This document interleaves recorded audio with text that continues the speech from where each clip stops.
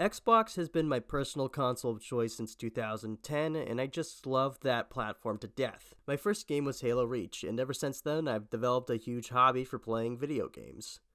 My obsession started thanks to the massive library that the 360 had, and the amount of pre-owned games I would get from GameStop let me discover some of my favorite game franchises. Thanks to the Xbox backwards compatibility program that recently retired, we have access to a small fraction of the 360's library. So let's revisit a few. If you are at all intrigued by this idea, please sit back, relax, and enjoy the third episode of 3 Games, 3 Impressions. Its members were at the thick of every battle. They were called the Knights Templar. Brought to you by Highmont Games, the 2011 title The First Templar is a low fantasy historical fiction RPG that follows the adventures of Cillian de Aristide, who strives to protect what is left of his order. Set in 1291, you'll find yourself clashing with other historical factions like the Inquisition and also some fantasy creatures. All I know is I definitely fought a troll while playing. This game is held back by a low budget. This would have been impressive for like a 2006 or 2007 game, but it came out in 2011 and in May of that year, and it would get massively overshadowed by the likes of Skyrim. The characters are stiff and the acting is, well, it's not good. It is clear to me that these lines were read separately and lacked any real voice direction. Some of these characters didn't blink the whole time they were talking, and it freaked me out. The combat is floaty and you'll hit enemies, but it feels like you're swinging around a stick rather than a sword. There are some neat cinematic kills which are, at the very least, entertaining. You can switch between the two characters in battle and even play in co-op if there is still server support. I couldn't get anyone to join in, even while playing drop-in, drop-out co-op enabled, but I don't think anyone's playing this game anymore. Highmont Games is still out there though. Recently, they released Jagged Alliance 3, which I haven't played any of those games, but it's cool to see that they're still hard at work in game development.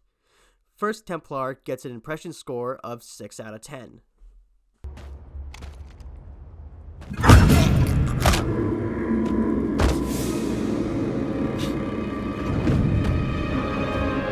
You know the brilliant game studio known as Capcom, right? Street Fighter, Resident Evil, Monster Hunter, etc. Well, there was a time where they tried real hard to break through to Western audiences, and with the success of games like Gears of War and Uncharted in the US, Capcom went, yeah, we could do that. So they hired the now closed development studio Airtight Games to make Dark Void. What you get here is a third-person cover-based shooter that attempts to bring a degree of verticality into its combat. But with repetitive enemy encounters, some wonky flying, and a small arsenal, the game is okay at best. The story is about a pilot named William Augustus Gray right before the start of World War II, when he discovers an army of invasive aliens who are attacking a tribe of humans, and you have to save the day with the help of Nikola Tesla. Yeah, no, that's right. Nikola Tesla builds you a cool jetpack and you kill aliens. Dark Void was an attempt to start a franchise, but it was critically panned, and after playing it over the weekend, I can see why they never went through with any sort of sequel. I did have some fun, though. There were some cool action sequences. So I'll give credit where credit is due, and I'm going to give Dark Void an impression score of 6 out of 10. What is it that makes a great soldier? Is it his brain or his heart? My dad asked me that question at the age of 7 when I was at the breakfast table. I remember it vividly because he never told me the goddamn answer.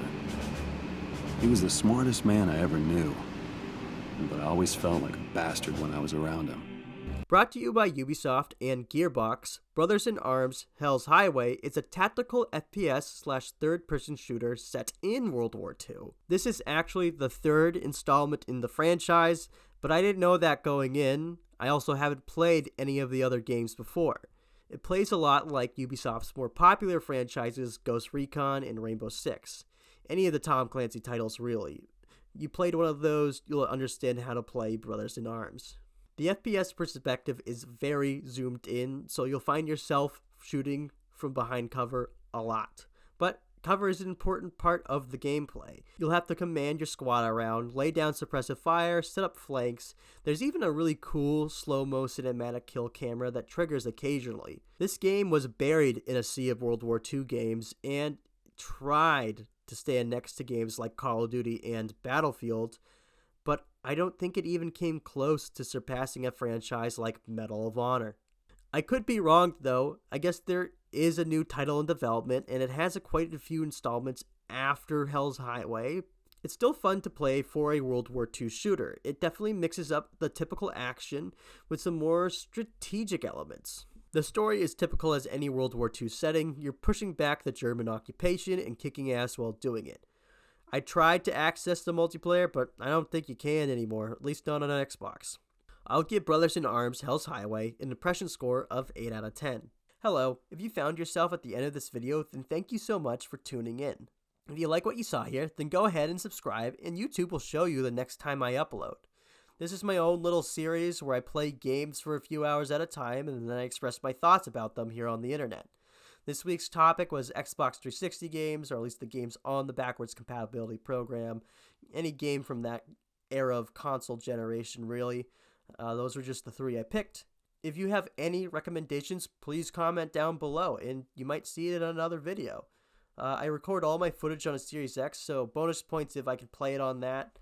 I do own a PS5, so if you have ideas for that console with some maybe exclusive games on there, let me know as well. Thanks for watching, folks.